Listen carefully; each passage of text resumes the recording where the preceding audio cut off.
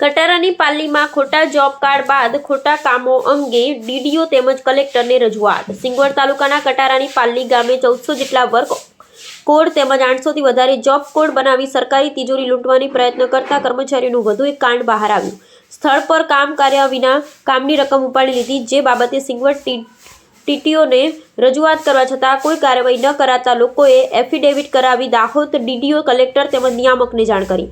કટારાની પાલી ગામના બાબુભાઈ નાનજીભાઈ ડામોર નોટરી કરાવીને દાહોદ જિલ્લા કલેક્ટર તેમજ ડીડીઓને રજૂઆત કરી છે કે અમારા ગામમાં અમારા ખાતા નંબર 165 વાળી જમીનના સર્વે નંબર 15 અને સર્વે નંબર 91માં અમારા કૌટુંબિક ભાઈઓના નામે મનરેગા યોજનામાં કેટલ શેડ તેમજ જમીન સમથળ અને એક જ કૂવા ઉપર અલગ અલગ 3 યોજનામાંથી લાભ લઈ આશરે 10 લાખથી વધારે રકમનું કંઈ પણ કામ કર્યા વિના સરકારી નાણું બારોબાર વાપરી તેમજ મનરેગા યોજનાના હેતુ મુજબ રોજગારી પૂરી પાડવાને બદલે લોકોની રોજગારી છીનવી ગંભીર ગુનો આચરેલ છે, જે બાબતે બાબુભાઈએ આ તમામ કામની નોટરી કરાવી ઉચ્ચ કક્ષાએ રજૂઆત કરેલ છે। સિંગવડ ટીડીઓને આ બાબતે રજૂઆત કરવા છતાં પેટનું પાણી પણ ન હલતા ગ્રામજનો નોટરી સહિત દાહોદ કલેક્ટર, ડીડીઓએ તેમજ નિયામકને જાણ કરી અને ઉચાપત કરેલ નાણાંની રકમ પરત મેળવી લોકોને રોજગારી મળી રહે તેવા પગલાં લેવા વિનંતી કરી। રિપોર્ટર શ્રીકાંતભાઈ કે વહોનિયા સાથે Sureshbhai S Makwana, Gujarat bureau chief.